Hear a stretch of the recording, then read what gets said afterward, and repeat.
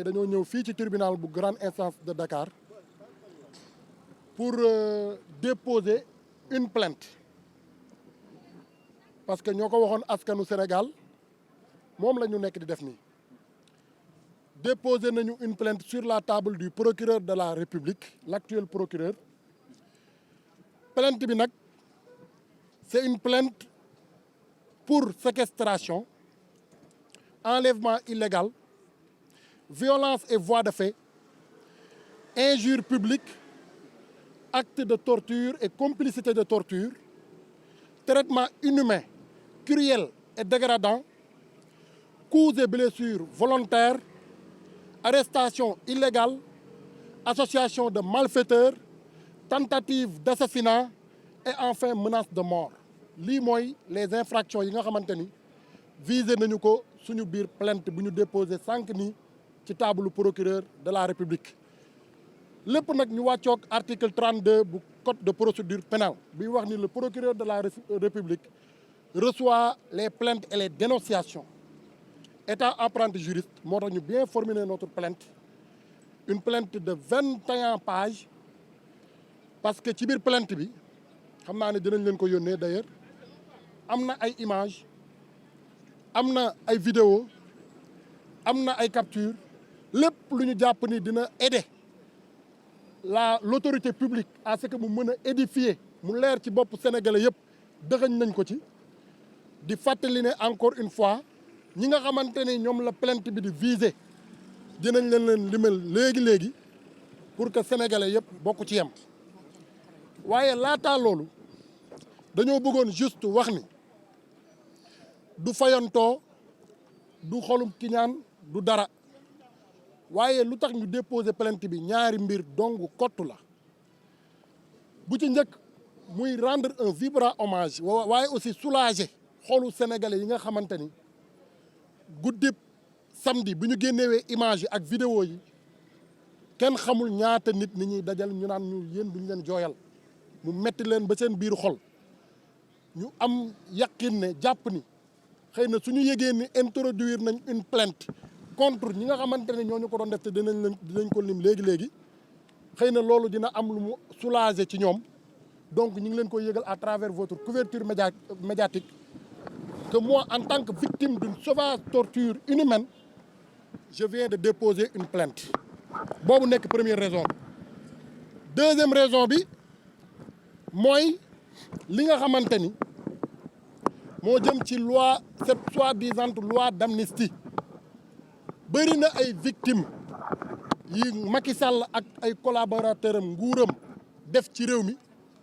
am ñu bëree bëri ñoo xamante ne lor nañu leen waaye su weesoo lor googu ñu leen lor dañoo indi ab loi pour bañ ñooñu topp leen ci yoon moo tax bëri na ci ay victimes yoo xamante ne mënuñoo topp ci yoon ñi nga xamante ne ñoo leen def jëf yi ñu leen def rawatina les détenus politiques ak ñoomi seen waaye ñun xëy na yàlla dafa jaarale mbir mi ci ñun ba tey ñu am possibilité te ñu ciy dalal xelu sénégalais yëpp parce que dégg nañu seen ay interpellation est-ce que avec la loi d'amnistie plainte bi dina aboutir ñu leen di wax dalal leen seen xel parce que la loi d'amnistie ci champ d'application les actes de torture kenn mënu koo amnistier ci àdduna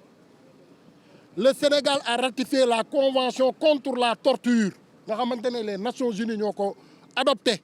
depuis 1984 décembre 1984 plus précisément le 10 décembre ñu daal di koy signé en février 1985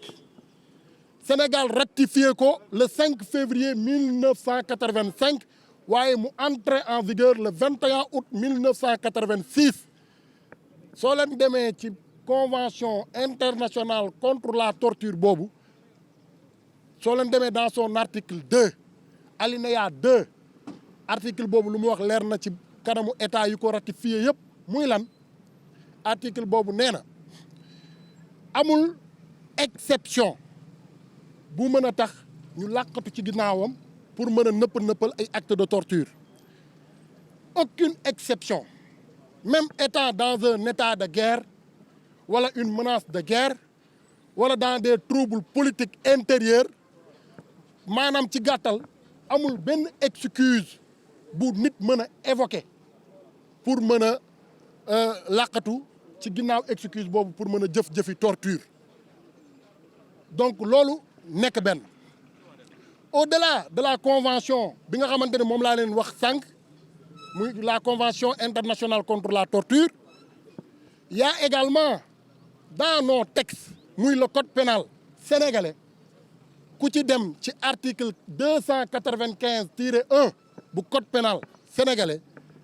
notamment aux alinéas 4 et 5 di nga fa fekk les mêmes dispositions yi wax ni amul mbindeef ci kaw suuf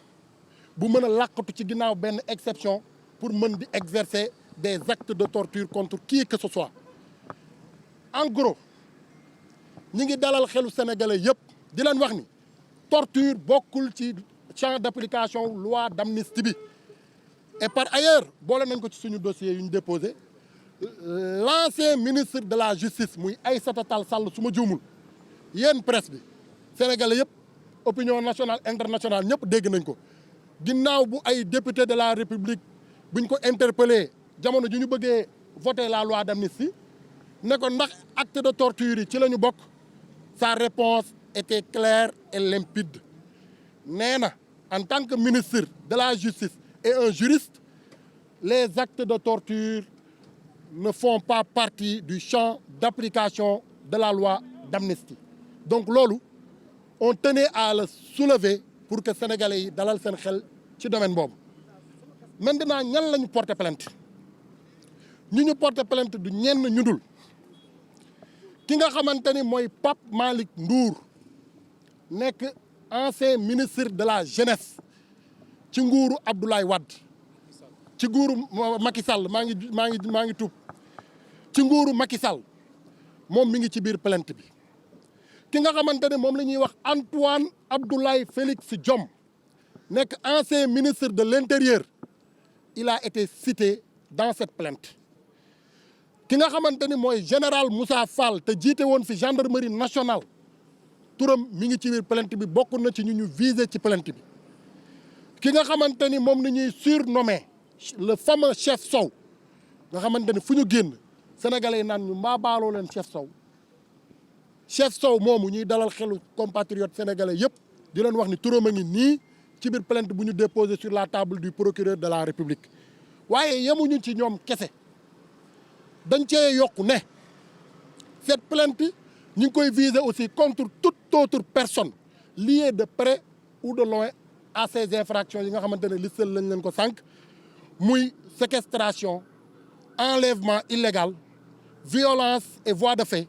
injure publique acte de torture et complicité de torture traitement inhumain cruel et dégradant coups et blessures volontaires arrestation illégale association de malfaiteurs lu ñu def association de malfaiteurs lañ koy woowee tentative d'assassinat ak li nga xamante ne mooy menace de mort enquête bi nag jébbal nañu ko le maître des poursuites état apprenti juriste je veux être clair à partir d'aujourd'hui dootuñu defati benn commentaire ci biir dossier bi nga xamante ne jël nañ ko bés ni ki tey teg ko ci loxol maître des poursuites muy le procureur de la République plainte bi nag lu tax mu yéex yéen ñëpp xam ngeen ko procureur bi fi nekkoon procureur boobu malgré suñu ay damm-damm malgré suñu état de santé malgré amul woon benn preuve ne serait-ce qu'une once de preuve procureur boobu am xolu yóbbu ñu kaso ñu def fa juróom-ñeenti weer daanaka procureur boobu suñ ko yóbbuloon suñu plainte du mujj fenn moo waral ñu ne comme te bokkoon nañ ci assise nationale de la justice yi nañu bàyyi bu ñu réformer la magistrature bés bu ñu amee un procureur bu gën a libre gën a indépendant procureur bi fi nekkoon muy Abdou Karim Diop su ko defee ñu daal di introduire suñu plainte te loolu lañ def la semaine passée bu ñu déggee ni procureur jël na fonction ñu ne toogaay amatul sénégalais yi ñu ngi ñuy xaar nañu jóg sol suñu dàll dem fi nga xamante ne mooy tribunal de Dakar pour introduire notre plainte donc en grosso modo lii moo nekkoon li nga xamante ni moo fi gënoon a fës et au-delà de plainte bii ñu cité amoon nañu d'autres plaintes yoo xam bu ñuy nekk ci kaso bi dugaloon nañ ko te mujjul fenn moo tax soumettre nañ ko def nañ ko ci dossier bi boole ko ci yi nga xamante ne procureur am nañu yaakaar ni dina ci taxaw parce que porté woon nañu plainte ay nit waaye comme te ñoom dañoo amoon seen procureur bopp moo tax mujjul woon fenn waaye bii am nañu yaakaar ni dina mujj fenn moo waral lettre d'information bi nga xamante ne dëxëñ nañ ko ci biir plainte bi pour informer procureur ay plainte yoo xam introduire nañ ko te nekk fi woon te mujjut fenn te bokk na ci plainte yooyu muy suñu plainte en octobre 2020 ginnaaw bavure policière bu ñu subiroon devant la grande porte de l'UCAD te ci biir plainte bi ñu bind ci turu GMI yi ñu ko defoon seen immatricule ak lépp waaye procureur bi enrôlé woon plainte boobu ba taxoon ñu dem ñaari yoon fekk enquête au niveau de la section de recherche procureur boobu dañ ko mujjee toxal yóbbu ko feneen ndax le fait que mu enrôlé plainte boobu moo tax am nañu yaakaar ci magistrat yu bees yi ñu tabb te ñu nekk ci boppu justice bi et nous espérons que plainte bi dina aboutir et que fépp fu ñu toll ci procédure incha allahu rabbi dinañ tenir informer l'opinion nationale comme internationale